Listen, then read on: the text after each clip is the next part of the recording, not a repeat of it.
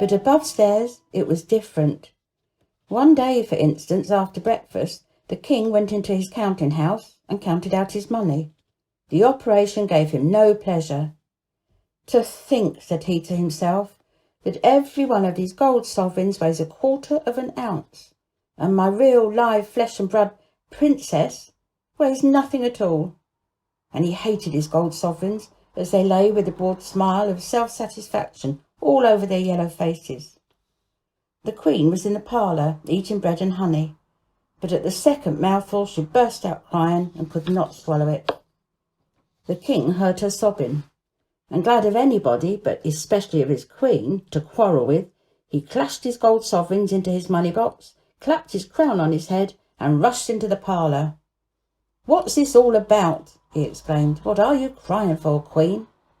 "I can't eat it," said the queen, looking ruefully at the honey-pot. "No wonder," retorted the king. "You've just eaten your breakfast, 2 turkey eggs and 3 anchovies." "Oh, that's not it," sobbed Her Majesty. "It's my child, my child." "Well, what's the matter with your child? She's neither up the chimney nor down the draw-well. Just hear her laughing." Yet the king could not help a sigh, which he tried to turn into a cough, saying, "It's a good thing to be light-hearted, I'm sure, whether she be ours or not."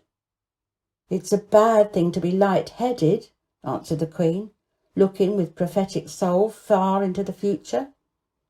"'Tis a good thing to be light-handed," said the king. "'Tis a bad thing to be light-fingered," answered the queen. "'Tis a good thing to be light-footed," said the king. "'Tis a bad thing," began the queen, but the king interrupted her. "In fact," said he, with the tone of one who concludes an argument in which he had only had imaginary opponents, and in which therefore he had come off triumphant, "in fact, it's a good thing altogether to be light-bodied." "But it's a bad thing altogether to be light-minded," retorted the queen, who was beginning to lose her temper. This last answer quite discomfited His Majesty, who turned on his heel and betook himself to his counting-house again. But he was not halfway towards it when the voice of his queen overtook him. "And it's a bad thing to be light-haired," she screamed, determined to have the last word, now that her spirit was roused. The queen's hair was black as night, and the king's had been, and his daughter's was, golden as morning. But it was not this reflection on his hair that arrested him. It was the double use of the word light, for the king hated witticisms, and punning especially, and besides he could not tell whether the queen meant light-haired or light-aired, for why might she not aspirate her vowels when she was exasperated herself? He turned upon his other heel and rejoined her. She looked angry still, because she knew that she was guilty, or, what was much the same, knew that he thought so.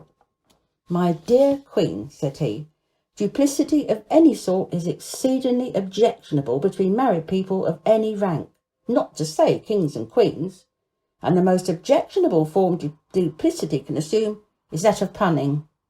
"There," said the queen, "I never made a jest, but I broke it in the making. I am the most unfortunate woman in the world."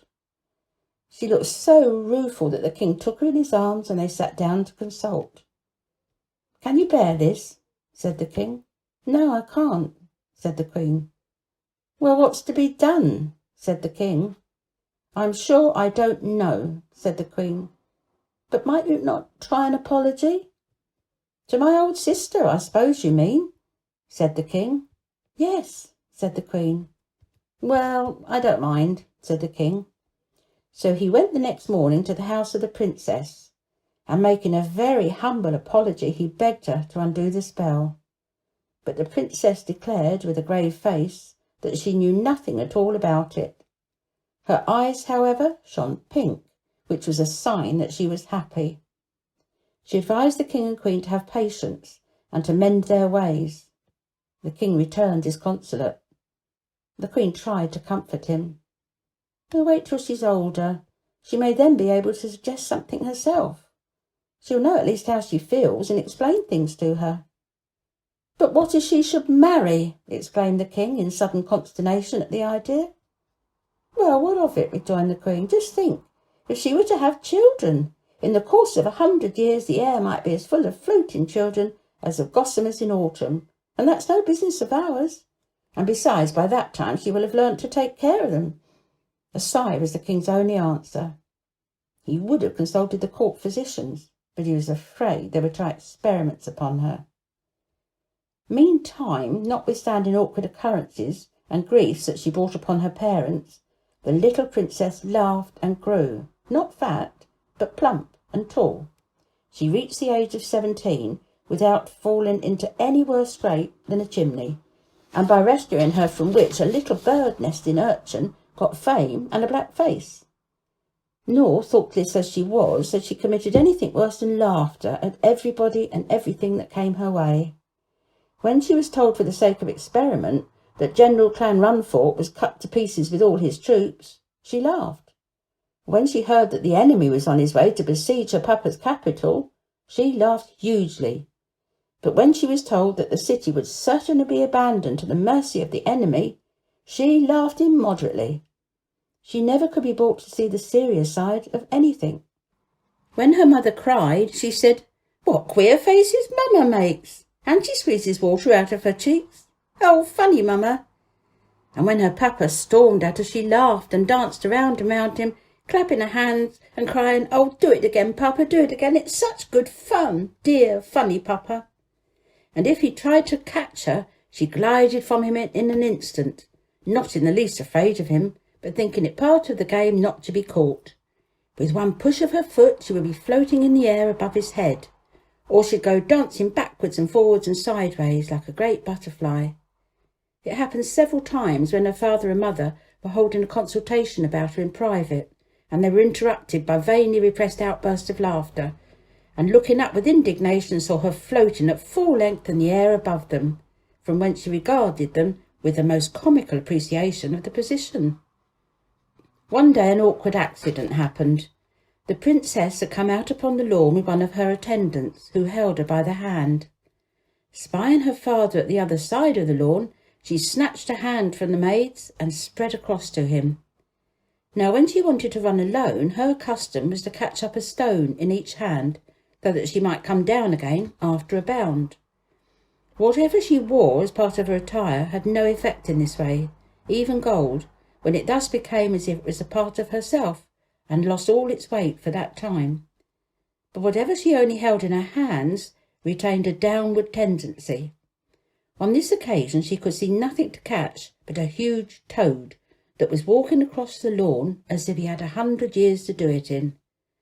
Not knowing what disgust meant, for this was one of her peculiarities, she snatched up the toad and bounded away. She had almost reached her father, and he was holding out his arms to receive her and take from her lips the kiss which hovered on them like a butterfly on a rosebud, when a puff of wind blew her aside and into the arms of a young page, who had just been receiving a message from His Majesty. Now, it was no great peculiarity in the princess that once she was set a-going, it always cost her time and trouble to check herself. On this occasion there was no time.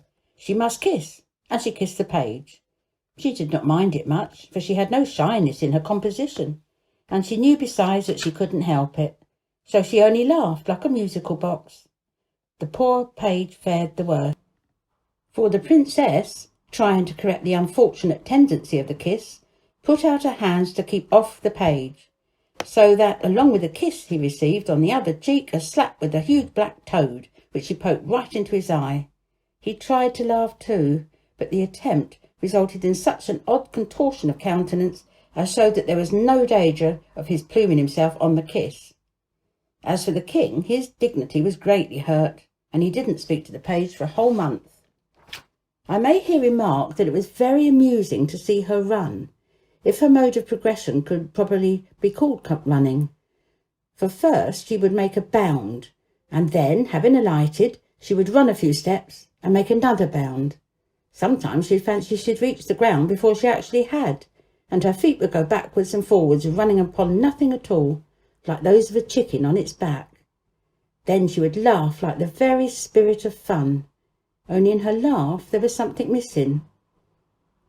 And what it was I find myself unable to describe. I think it was a certain tone, depending upon the possibility of sorrow. Morbid Easer, perhaps. She never smiled.